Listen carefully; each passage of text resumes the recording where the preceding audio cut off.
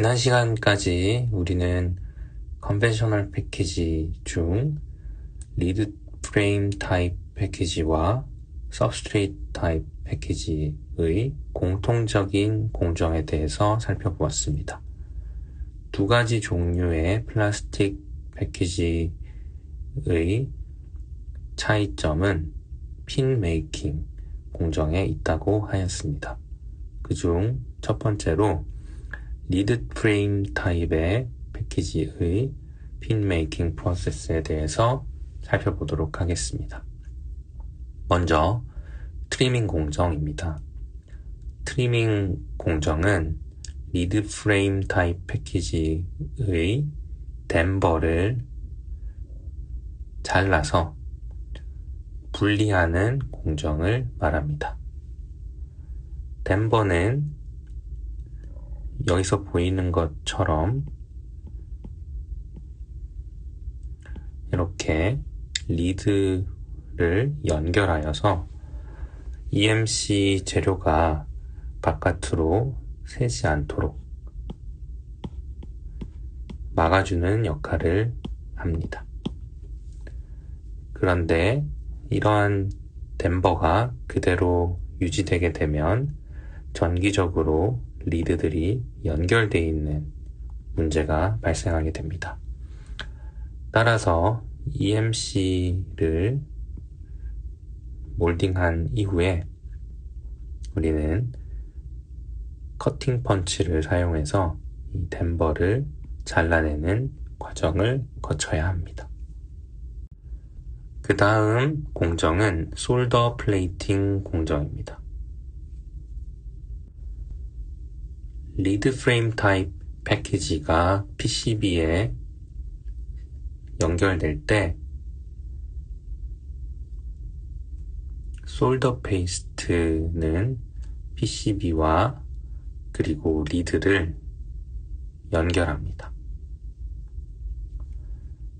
이때 솔더 플레이트의 리드에 대한 웨터빌리티, 젖음성을 개선하기 위해서 먼저 사전에 리드를 일렉트로플레이트 하는 과정을 거쳐야 합니다. 이때 세부적으로는 리드의 표면을 플레이팅 이전에 깨끗하게 만드는 디스케일링 공정을 진행하여야 합니다. 그 다음으로는 포밍 공정이 수행됩니다. 포밍 공정은 리드 프레임 타입 패키지 프로세스의 가장 마지막 단계입니다. 그리고 포밍 공정에서 리드를 개별적인 패키지로 만들어 냅니다. 이때 포밍 과정을 통해서 리드는 각각의 패키지 타입과 적합한 특수한 형태로 성형되게 됩니다. 예를 들어 TSOP 패키지와 같은 경우에는 리드가 오른쪽 그림에서 보듯이 갈매기 날개 형태로 만들어져야 합니다. 그 과정을 진행하기 위해서 먼저 수평이었던 리드를 아래쪽으로 꺾어주고 그리고 다시 한번 위쪽으로 꺾어주게 됩니다. 그리고 나서 여분의 리드를 잘라내거나 아니면 실장하기 조금 더 편리하게 수평으로 리드를 추가적으로 구부리는 과정도 포밍에 포함됩니다. 이렇게 포밍을 하는 과정에는 약간의 간격을 두고 위아래로 리드를 눌러서 성형을 하게 됩니다. 다음으로는 서브스트레이트 타입의 핀 메이킹 프로세스에 대해서 살펴보겠습니다. 그중 첫 번째 단계인 솔더 볼 마운팅 단계에 대해서 살펴보겠습니다. 솔더볼은 전기적 그리고 물리적으로 패키지와 외부 회로를 연결하는 역할을 합니다. 이러한 솔더볼을 형성하는 과정을 솔더볼 마운팅이라고 하고, 솔더볼을 패드 위에 위치시키고 그리고 그 솔더볼을 고정하는 공정을 포함합니다. 이때 솔더볼은 기판 위에 볼 랜드에 위치되게 됩니다. 그리고 세부적으로 솔더볼 마운팅 공정 순서는 플럭싱, 그리고 볼 마운팅, 리플로우, 플럭스 클리닝 과정을 통해서 진행됩니다. 지금부터 플럭싱 단계에 대해서 살펴보겠습니다. 먼저 핀 도팅 그리고 스크린 프린팅 방식을 통해 플럭스가 도포됩니다. 이때 플럭스의 역할은 볼의 서피스에 존재할 수 있는 분수물 혹은 전도성을 방해하는 옥사이드와 같은 것들을 클리닝하고 없애는 역할을 합니다. 그리고 이때 플럭스는 리플로우 스텝에서 액티베이션 됩니다. 핀 도팅 타입의 경우에는 플럭스가 위치하는 플럭스 플레이트에 플럭스 툴에 도트가 형성되어 있는 기구를 가까이 밀착시킵니다. 그래서 도팅 핀을 원하는 깊이만큼 플럭스에 담그는 과정을 거치고, 이 도팅 핀을 원하는 기판 위에 특정 위치로 이동시키게 됩니다. 이때 주로 볼 랜드와 이 핀이 얼라인되는 형태를 띠게 됩니다. 이때 플럭스 툴을 서브스트레이트로 가까이 가져가 플럭스가 도팅되어 패드 볼 랜드 쪽에 전사되도록 하는 과정을 거칩니다. 두 번째로 스텐실 프린팅 공정은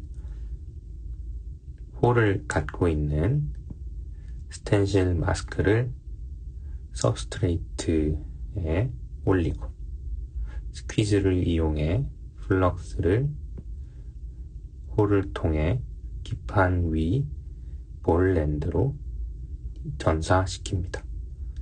이때 이 과정이 지나고 나서 다시 스텐실을 서브스트레이트에서 분리시키고 최종적으로 공정을 마무리하게 됩니다. 다음으로 솔더볼 마운팅의 하위 스텝인 볼 마운팅에 대해서 살펴보겠습니다. 볼 마운팅을 위해서는 플럭스와 유사하게 스텐실 프린팅이 활용될 수 있습니다. 이때 스텐실을 기판 위에 올리고 솔더볼을 한쪽에서부터 채워나갈 수 있습니다. 그러면 솔더볼은 약간의 접착성을 띠는 플럭스에 의해 서브스트레이트 위에 부착되게 됩니다. 이후 스텐실 마스크를 서브스트레이트에서 떼어내어 분리하면 공정이 마무리됩니다. 그 다음으로는 리플로우 과정을 거쳐 솔더볼 마운팅 공정이 마무리됩니다.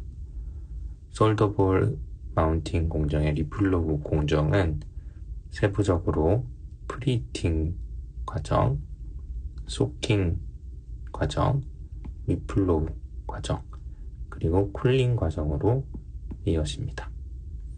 소킹 피리어드에서는 플럭스가 활성화되어 임퓨리티와 옥사이드를 제거하게 됩니다. 그리고 멜팅 템퍼러처 이상의 온도인 리플로우 존에서는 볼이 녹아서 패드에 부착되게 됩니다. 이때 표면 장력에 의해서 녹은 볼이 둥근 형상을 유지하게 됩니다. 이후 피크 템퍼러처를 거쳐 온도가 서서히 떨어지고 멜팅 템퍼러처 아래로 온도가 떨어지게 되면 쿨링 존이 시작됩니다. 이때 녹았던 볼이 다시 솔리드, 고체 형태로 변하게 됩니다. 이 같은 과정에서 솔더 볼의 멜팅 템퍼러처 그리고 리플로우 존에서 머무르는 시간인 드웰 타임 그리고 리플로우 존에서 최대 온도, 피크 템퍼러처 그리고 쿨링을 하는 속도 등이 아주 핵심적인 공정 파라미터입니다.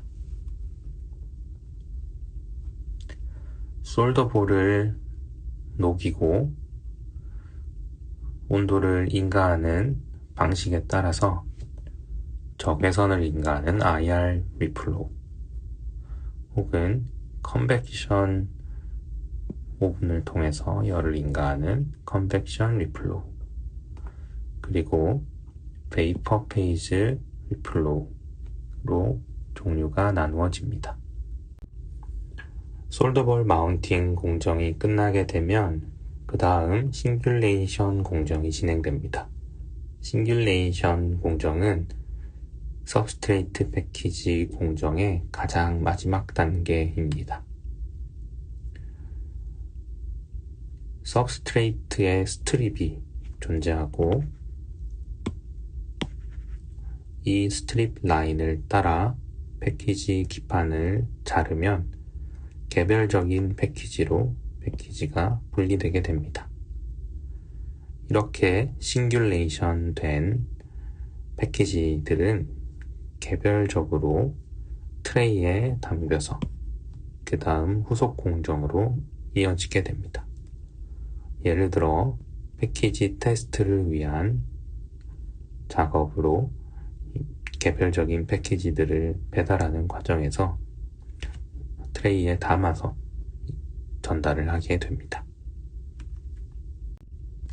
이상으로 전통적인 패키지 공정에서 플라스틱 타입의 패키지의 두 가지 대표적인 세부 타입인 리드 프레임 타입과 서브스트레이트 타입 패키지의 핀 메이킹 공정에 대해서 비교해 보았습니다. 다음 시간에는 웨이퍼 레벨 패키지 공정에 대해서 공부해 보도록 하겠습니다. 수고 많았습니다.